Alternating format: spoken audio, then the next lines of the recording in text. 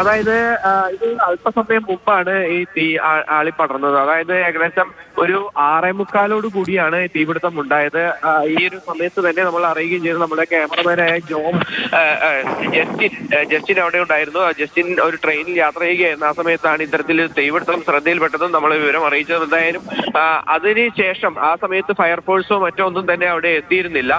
അതിനുശേഷമാണ് ഇപ്പോൾ അല്പസമയം മുമ്പ് ഫയർഫോഴ്സ് എത്തി അവിടെ തീ അണയ്ക്കാനുള്ള ശ്രമം ഇപ്പോൾ പുരോഗമിക്കുന്നത്. പക്ഷേ വലിയൊരു പ്രധാനപ്പെട്ട കാര്യം എന്ന് പറയുന്നത് ആളപായം ഇല്ല എന്നുള്ളത് ആശ്വാസകരമായ കാര്യമാണ്. പക്ഷേ ഈ റെയിൽവേ സ്റ്റേഷനിൽ തന്നെ ആയതിനാൽ തന്നെ വലിയ ഹൈ വോൾട്ടേജ് ലൈനുകളൊക്കെ തന്നെ പോകുന്നതാണ്. ട്രെയിൻ ഗതാഗതത്തെ ഇത് എന്തായാലും ബാധിക്കുകയും ചെയ്യും. കാരണം ട്രെയിൻ ഗതാഗതം അവിടെ തൽക്കാലത്തെങ്കിലും ഒന്ന് ഡിലേ ആകുന്ന സാഹചര്യമുണ്ട്. കാരണം വലിയ വോൾട്ടേജ് ഉള്ള ലൈനുകൾ അതിലെ പോകുന്നതിനാൽ തന്നെ ഈ തീ ആളി പടരുന്ന ഒരു സാഹചര്യത്തിൽ അതൊക്കെ തന്നെ മറ്റ് അപകടങ്ങൾ ഉണ്ടാകാതിരിക്കുന്നതിന് വേണ്ടി മുൻകരുതൽ എന്ന രീതിക്ക് അവിടെയൊക്കെ തന്നെ നിയന്ത്രണങ്ങൾ ഏർപ്പെടുത്തും എന്നുള്ളത് തന്നെയാണ്.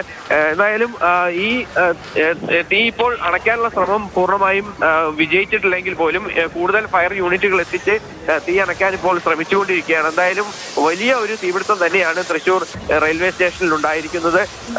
ഈ ഭാഗത്ത് ആളുകളുടെ എണ്ണം വളരെ കുറവാണ്.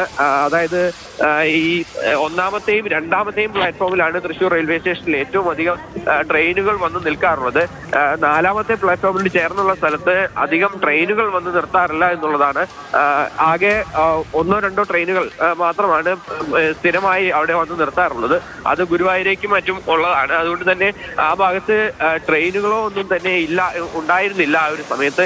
അതുപോലെ തന്നെ പ്ലാറ്റ്ഫോമിലേക്ക് തീ പടർന്നു പിടിച്ചിട്ടില്ല എന്നുള്ളതും ആശ്വാസകരമായ കാര്യമാണ്.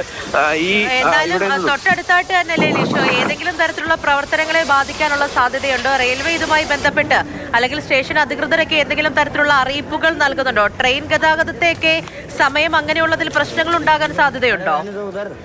സാധ്യതയുണ്ട്. കാരണം മറ്റൊന്നുമല്ല, ഈ തീ ആളിപ്പടരുന്ന സമയത്ത് എന്തായാലും മുൻകരുതൽ എന്നോണം തന്നെ ഈ ട്രെയിൻ റെയിൽവേ ട്രാക്കിൽ അതിലൂടെയുള്ള ഈ വൈദ്യുതി ലൈനിന് ഒരുപക്ഷെ ലൈൻ ഓഫ് ചെയ്യുകയോ അല്ലെങ്കിൽ ഏതെങ്കിലും തരത്തിൽ നിയന്ത്രണങ്ങൾ ഏർപ്പെടുത്തുകയോ ചെയ്യാൻ സാധ്യതയുണ്ട്. കാരണം മറ്റൊന്നുമല്ല, ഇത് പ്ലാറ്റ്ഫോമിനോട് തൊട്ടടുത്തുള്ള സ്ഥലത്താണ് ഇത്തരത്തിൽ തീ പടർന്നു പിടിച്ചിരിക്കുന്നത്.